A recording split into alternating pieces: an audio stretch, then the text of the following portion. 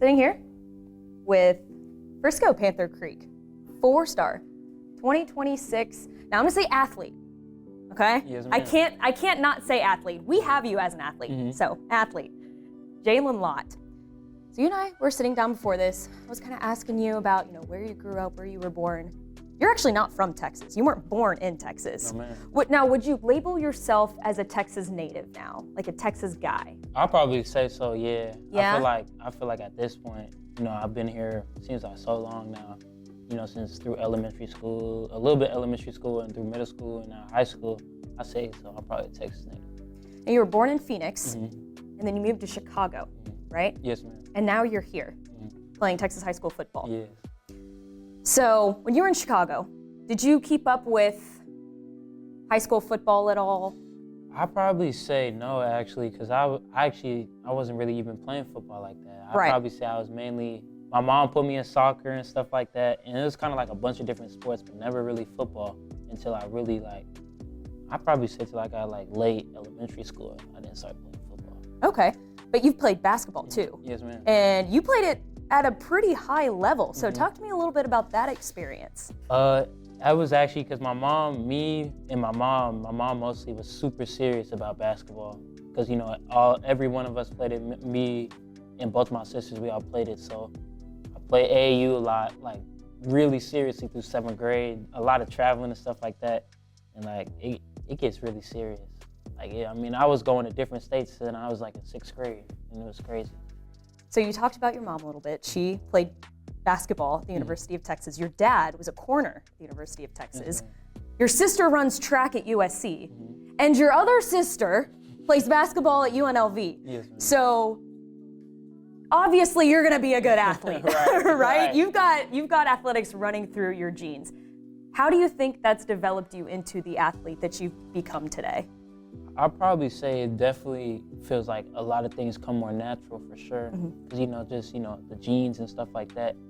And, this recruiting process, being able to see my sisters go through it, and then obviously my dad and my mom both went through it, I'm able to I feel see this stuff a lot easier than a lot of people.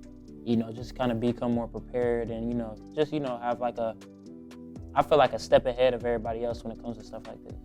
And you have that natural roadmap. You said your whole family's kind of gone through that recruitment process, and now you're kind of going through it a little bit. Now I'm curious. So your sister, your mom, basketball. Your dad, football. So were they kind of going head to head saying, no, Jalen's gonna play football. No, Jalen's gonna play basketball. And how did you decide that you're nah, I'm going with football?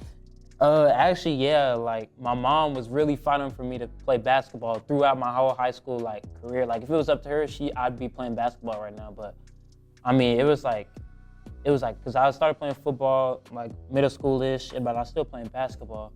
But I noticed that I really started to really like football a lot more than basketball. And I think my mom saw that too my freshman year, so I finally told her I feel like I just want to focus on football and, obviously track and stuff like that. And she finally, gave in and just let me hang up the basketball shoes and stuff like that and just, start focusing on football. Your mom was you're like, Mom, trust me. Yeah. Trust me, I got it. Because, I was really, I was pretty good at basketball. So, I could see why she didn't want me to, stop. But it was just, one of those things where it's I just like football more. Well, no, look at you. You're one of the top athletes in the state of Texas. So I'm glad she listened to me. Yeah, absolutely. So from Chicago, you moved up here, and you actually played your sophomore year at Lovejoy. You started on varsity as a sophomore. Now you started last year as a junior here at Frisco Panther Creek, and you're entering your senior year. Yes, ma'am. Talk to me a little bit about what it's been like playing football at the highest high school level in Texas, playing at the varsity level. Right. It's definitely been obviously, I feel in Texas, it's incomparable to other states for sure with the competition.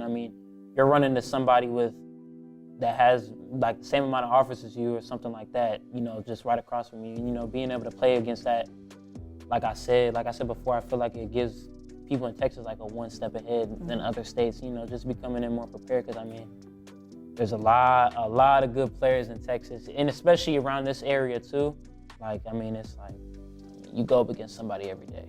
Well, I was gonna say, you've got two of them. the best here. You and Donovan Webb, who we had here just a moment ago with Greg Powers. So yeah, I mean, you guys are producing athletes. So speaking to that a little bit, I actually got to see y'all's game against Alvarado last year. I got to see you for the first time in person, and I was like, this dude's the real deal. He's awesome. It was so much fun to watch you.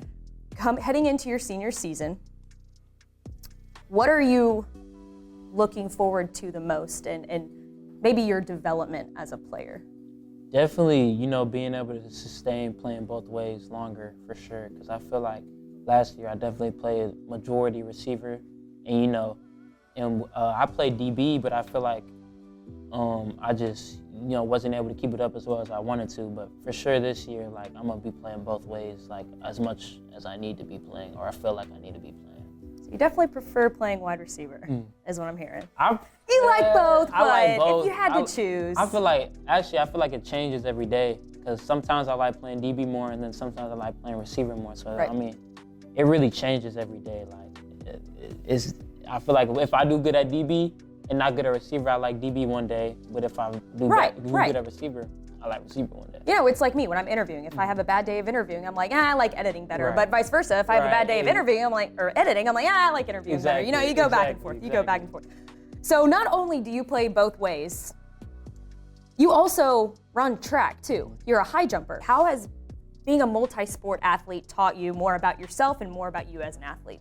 I definitely feel like it portrays me as more as an athlete than everybody else, because I feel like a lot of people play multiple positions and stuff like that, and and there's like a smaller amount that, you know, can do both ways. But I feel like being able to go to another sport and dominate like that, you know, win, and, you know, just being able to showcase what else I can do, especially like jumping, because I feel like running's a little bit easier. But I feel like being able to do that in the long jump, you know, obviously the high jump and the hurdles and stuff like that, I feel like it just makes me different and stand out. Yeah, those skills definitely. Yeah, those skills definitely translate, you know, into both sports that you play. Switch gears a little bit here and talk about your offers. 48 offers, scholarship offers. 48 FBS scholarship offers. Third most offered player in the state. What do those opportunities mean to you? And being able to build these relationships with all these different coaches and players and people that you've met along the way. It definitely means a lot. And like the amount that I have, I feel like I'm able to, like, you know, be able to see like how, because obviously a lot of these people come through the school and stuff like that. So, you know, being able to see, you know, the differences between the coaches and stuff like that is definitely like, I mean, there's a lot of coaches that are very different from each other. They're all different. And I feel like some of them say certain things that I'm able to, you know, decipher from, you know, what somebody else saying, stuff like that. Right. Do you remember what your first offer was? UTSA. I actually do remember. UTSA. I remember like the whole situation and stuff. I remember telling the first person I ran out and told was actually Kyle Parker, which is at LSU right now. Right. I ran out and I saw him. He already knew I got the offer, and it was just like, it was like a surreal experience. I was happy. And what year was that? That was actually my freshman year. Your freshman year, you get an FBS offer. So if you could tell yourself back then one thing, knowing what you know now, what would that be? Probably stay humble and keep your head down, for sure. You know, I mean, you know, being able to get like where I am right now, I'm truly blessed. You know, I definitely feel like younger me knew it was coming, but I don't think I thought it was gonna be all this, for sure. Right. You recently narrowed your list down to 10. Now, I'm not gonna name all those 10. I'm sure I could try and remember all of them. I know you can rattle them off like crazy. How did you narrow that list down to 10? I mean, I feel like being able to, because most of the schools, like, I wasn't really able to narrow a lot of things down till I went out, and like I went a lot of places during the spring and stuff like that, to like schools that I really wanted to see, and I was able to narrow most of that down. You know, there's still like even some that weren't even in that list that I still like really like, and I still really talk to. So, you know, it definitely was tough to narrow that down, but, you know, just being, like I said, being able to talk to different coaches, and, you know, just see how much they want me and stuff like that. Like, I feel like the easiest way is to just go out there and see. Because, I mean, a lot of people can say certain stuff on the phone, you know, when they come up in here for like 30 minutes and stuff like that. Right. So you don't know. It's got to be genuine. You know, you want the effort to be there. It's a two-way street, right? Right. So you've had a very busy spring. We've seen all the places that you've been able to visit. Now let's talk about some of your official visits. You've got 4 right now. Let's start with Oregon. What makes the Ducks so special? I mean, I love Coach Lennon. Coach Ross, the new receivers coach. When I first came out there, you know, it was obviously Coach Adams. You know, I created a really good bond with him, for sure, him and Coach Lennon, because they were recruiting me for the longest. And then, you know, like the biggest thing was when Coach Adams left, Coach Ross came in, I was like, not so much. But, you know, being able to go down there and see Coach Ross, you know, and obviously Coach Lennon again, it just like, I mean, it's still the same. Like, I still really like them a lot, so. Well, their uniforms are crazy, too. Yeah, that too. The uniform combinations that they have, I mean, you'd probably be wearing a different one every single game. That'd be kind of cool, right? Yeah, it would be cool. Cool colors, too. Cool. Eugene, Oregon, I've heard, is a cool place. It is. All right, next official visit. Let's talk about the Buckeyes in Columbus. I mean, they're recruiting pretty hard in Texas right now. You saw Brock Boyd just committed, flipped his commitment the other day. Yeah, I seen that. That's my boy over there at South Lake Carroll. But Coach Hartline, that's all I gotta say. And you know, development. I mean, that's like, I mean, there's no other place you could go where like guaranteed. I mean, it's just like a guarantee if you go there. You know, I mean, it's just the proof's in the pudding. They don't gotta like sell too much. I feel like, and that's kind of what I like about them. Right. I mean, it's like they don't gotta sell too much. You just gotta kind of look. Go see for yourself. I mean, like, look at everybody else they got there. I mean, they just, the way they showcase their receivers and stuff, and I feel like, I mean, the biggest thing there is you probably got to wait for your time, but like, when your time come up and you do what you're supposed to do, you're like guaranteed to make it to the league, I feel like. Absolutely. I mean, yeah, just look at the guys in the league now that went to Ohio State, even from Texas. Jackson Smith-Njigba and all and Garrett Wilson and stuff. LSU, what would it be like playing at that place at night? That would be crazy. Wild. And yeah, I mean, Coach Hankton for sure, and you know, Coach Kelly. I mean, they were pretty early. I feel like in my recruiting process as well. And, you know, being able to build a relationship with them, and then obviously having one of my old teammates also go there, Kyle Parker. And, you know, just being able to talk to him. I mean, I love that school for sure. Like that's one of my favorite schools. The culture and stuff like that. I feel like they compare to over, and then also. It's then, I mean, I feel like they kind of wide receiver you, but Ohio State can be. They might have something to say about that. Yeah, exactly, yeah, a little exactly. bit. But I feel like growing up, I portrayed them as wide receiver. You know, OBJ, you know, Justin Jefferson, all them, and Jamar Chase. Like, I feel like, I mean, that's like perfect. Both schools, great at developing wide receivers, right? So finally, let's move on to the last list. I know which one you're gonna say. Last official visit you have on your schedule. University of Texas.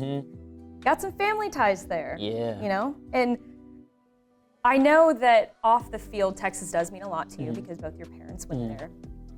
Talk to me a little bit more about on the field stuff. You know, what attracts you so much to Texas, maybe more so on the field, or maybe the coaching staff, the relationships that you've been able to develop there? So, but I really also had a good relationship with Coach Terry Joseph, but, you know, he recently went to the Saints. You know, obviously another big thing was, you know, getting down there and seeing Coach Orfe. You know, being able to get down there and see him, you know, build a relationship with him. He's a great guy. And then obviously Coach Sarkisian and Coach Jackson, like, you know, and they also taught me about playing both ways there, you know, which would be cool. So I'd actually started at corner there, and then they put in packages for me on offense and stuff like that. Obviously when I mastered corner and stuff like that, which really intrigued me. Because, I mean, Sarkisian, like, when he says something like that, you can look. He did it with Adoree Jackson and other players. So, like, a lot of people say that, but he's the one that's also keeps his word. Yeah, and actually done it. So I feel like that really intrigues me about them, for sure. So it is important for you to play both ways in college, you think? I say so. Okay. Because I feel like I could definitely be good enough. I'm good enough to do both. So absolutely. I feel like the biggest thing is, you know, just giving me a chance to do that. But I feel like mastering one position first is most important.